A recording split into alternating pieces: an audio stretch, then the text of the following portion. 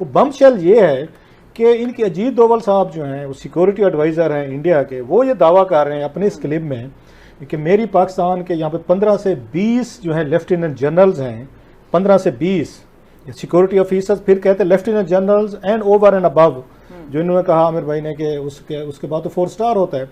तो मेरी उनसे कोई 12 महीनों के दौर में, मतलब 1 साल के मुख्तलिफ पीरियड में मेरी मुलाकातें हुई हैं। In last 12 months, I have met at least 15 to 20 top Pakistani security officials with the rank of Lieutenant General and above in different places and others. But I don't believe them, as I have never believed many Pakistanis. Ajit Doval की एक तकरीर, मैं तो उनकी बात को मैंने कभी यकीन ही नहीं किया। मैं वैसे भी पाकिस्तान की किसी बात पे यकीन नहीं करता। अगर पाकिस्तानी सियासतदान मिलते भी हैं तो उनका एक बहुत बड़ा एक इशू बनता है, बहुत बड़ी स्टोरी बनती है। लेकिन ये अब पता चलता है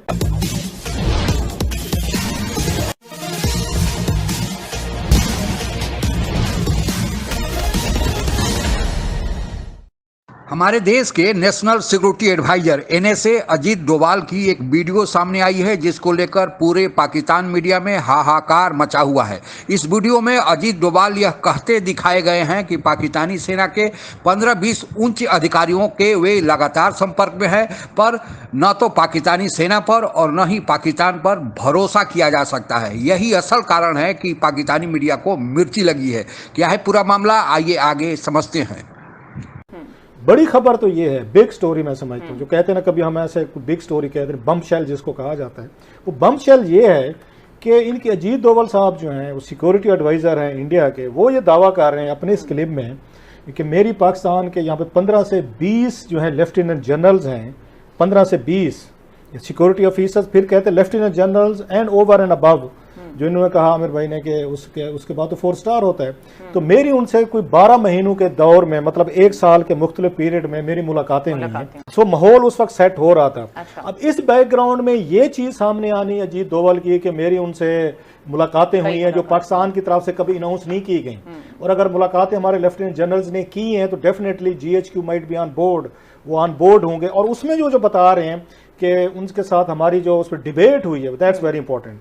वो ये बता रहे हैं कि हमारी वहाँ डिबेट हुई है और एक उनके साथ पाकिस्तानी जर्नलों के साथ, अजीत डोभाल कह रहे हैं, उसमें हमारी अजम्पशन जो थी, अजम्पशन है, उन्होंने लफ्ज़ यूज़ किया इसमें क्लिप में, ये थी कि ये अगर तालिबान आते हैं पाकिस्तान और यहाँ से अमेरिकन चले जाते हैं, उसके बाद का सिनेरियो बता रहे हैं वो कि अमेरिकन विड्रॉल के बाद यहाँ तालिबान अटैक करते हैं तो फिर सिनेरियो क्या होगा। सो अगर पाकिस्तानी सियासतदान मिलते भी हैं तो उनका एक बहुत बड़ा एक इशू बनता है, बहुत बड़ी स्टोरी बनती है, ताने मिलते हैं उनको, वो चाहे बेनज़ीर भुट्टो हो, चाहे नवाज शरीफ हो, और कल को इमरान खान साहब को भी मिलेंगे इनकी बारी के आने पे कुछ चीज़ें हैं। लेकिन ये अब पता चलता है, जो मैं बार बार रिपीट कर रहा हूँ, इस पे देखते हैं कि ISPR इस पे क्या अपना रिएक्शन देता है, GHQ इस पे क्या रिएक्शन देता है। नॉलेज में है कि ये 15 डीब्रीफिंग हुई है कि 15-20 के दरमियान लेफ्टिनेंट जनरल बहुत बड़ा number, it's a big number कि पाकिस्तान के 15-20 lieutenant generals, again we are assuming, उसने तो नहीं कहा, लेकिन एक अंडरस्टैंडेबल सी बात है कि रिटायर्ड लोग भी से कहाँ मुलाकातें हुई हैं कि हम ले रहे हैं। सो ये पाकिस्तानी अवाम के लिए एक मेरी एक थोड़ी सी रिक्वेस्ट है, जज्बाती ना हुआ करें। जो दोनों मुल्कों के तोपें गन्ने हम लेके बॉर्डर पे पहुंच जाते हैं, ट्विटर पे एक दूसरे की माँ बहनें कर रहे होते हैं, गाली गलोच पेट्रियाटिज्म का मुजाहरा कर रहे होते हैं, लड़ जरूर पेट्रियाटिज्म भी करें, आपके बैक पे जो हमारे बड़े बिग गन्स हैं वो एक दूसरे से मिलते भी हैं। हमारे लिए सिर्फ लेसन ये है कि इंडिया के साथ साथ जो अमेरिका से मैसेजेस आ रहे हैं, ख़ासतौर पर प्रोड्यूसर साहब दिखा सकें कि हाल ही में जो है जो अमेरिकी सदर ट्रंप के नेशनल सिक्योरिटी एडवाइज़र थे जॉन बोल्टन साहब जो हैं, उनको बाद में निकाल दिया गया था। उन्होंने बहुत ही एक खौफनाक किस्म का आर्टिकल वाशिंगटन पोस्ट में लिखा है, जिसमें उन्होंने कहा है कि जनाब ये पाकिस्तान को हम बड़े ही सालों से 20-40 साल से इग्नोर कर रहे हैं। हमने इनको न्यूक्लियर कंट्री भी बनने दिया, हमने इनको जो है ना ये भी अलाउ किया कि अफ़गानिस्तान में ये जो हम हारे हैं वो भी इनकी वजह से हैं, और ये दहशतगर्दी को भी पनपते हैं। अब टाइम आ गया इनको टकरने का और इनका लेसन बनाने का और सबक हासिल करने का। बहुत ज़्यादा उसके अंदर जो है ना पाकिस्तान के लिए वार्निंग्स हैं, और बहुत ज़्यादा इस तरह का है। तो सिर्फ ये है कि साहब का मैं व्यूज़ पे चाहूँगा कि हम यहाँ पे जो एक तबका बहुत ज़्यादा प्री मेच्योरली तालियां बजा के बहुत ज़्यादा खुश हो रहा है, हमारे लिए बड़ा ही चैलेंजिंग टाइम है। अफगानिस्तान एक बहुत बड़ा, हमारे टेलीविज़न चैनल्स पे एक चर्चा रहा एक वीडियो का, जो कि भारत के national security adviser Ajit Doval की एक तकरीर पे थी, एक एड्रेस था। तो उसमें उन्होंने कहा, तो उनकी बात का पाकिस्तान के ये जो जनरल वगैरह मुझे बताते थे, जिन्होंने बताया, मैं तो उनकी बात को मैंने कभी यकीन ही नहीं किया। मैं वैसे भी पाकिस्तान की किसी बात पे यकीन नहीं करता। उसने कहा कि हम हथियार अच्छे दे सकते हैं, ट्रेनिंग भी करा सकते हैं, लेकिन किसी को अगर उसके अंदर जंग लड़ने की ख्वाहिश नहीं तो वो तो हम नहीं दे सकते उसको। तो मैंने बड़ा जिम्बाब्वे के लोग ऑफिसर्स को, मिलिट्री ऑफिसर्स को बड़ा समझाया किया। मैंने कहा पाकिस्तान में आप आएँ, हमारे ये अदारे हैं, ये अदारे हैं, हम इस तरह की ट्रेनिंग कराते हैं ये।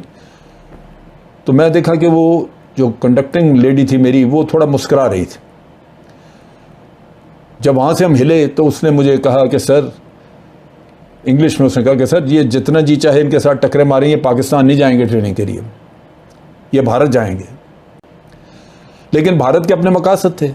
भारत ने उन लोगों की ज़हन साजी करनी थी पाकिस्तान के ख़िलाफ़, चुनाचे वो इतनी नफ़रत दे दी, उन लोगों के जहनों में भर दी कि नतीजा ये हुआ कि वो अगर MDS में गए, उनकी इंटेलिजेंस में गए हैं, तो वहाँ भी पाकिस्तान से नफ़रत, आर्मी में है तो पाकिस्तान से नफ़रत, क्योंकि भारत ने उनकी जो ट्रेनिंग कराई वो ये थी।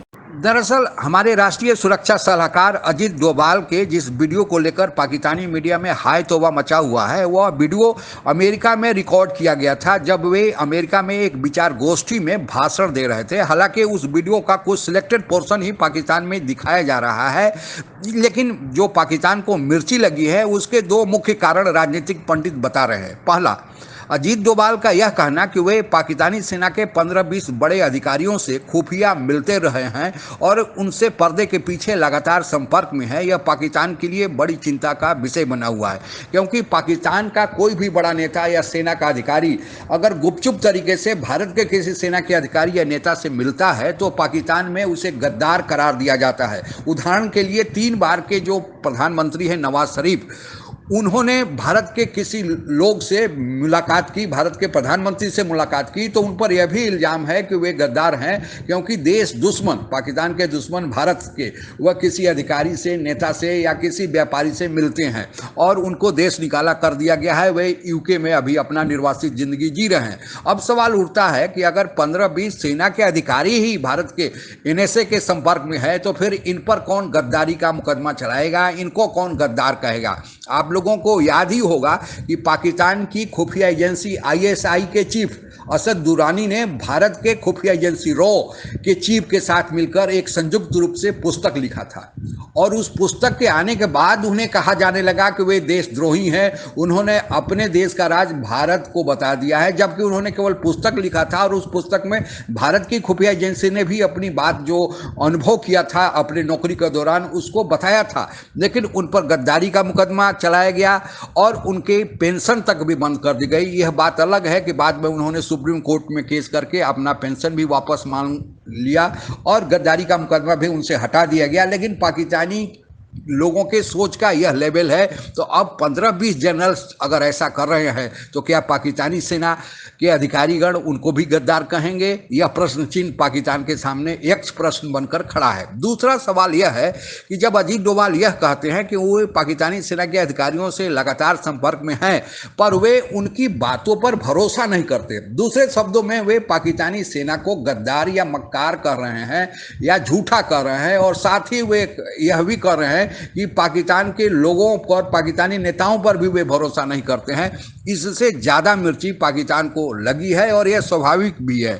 और आप एक सामान्य उदाहरण अगर अफगानिस्तान के संदर्भ में देख लें, जो अभी ताज़ा राजनीतिक चर्चा का, अंतर्राष्ट्रीय मीडिया में चर्चा का विषय बना हुआ है, तो जब अमेरिका तालिबान के खिलाफ युद्ध शुरू किया तो अमेरिका की मदद भी पाकिस्तान ने की और उधर तालिबान से सहानुभूति भी बटोरते रहे, यानी डबल क्रॉस किए।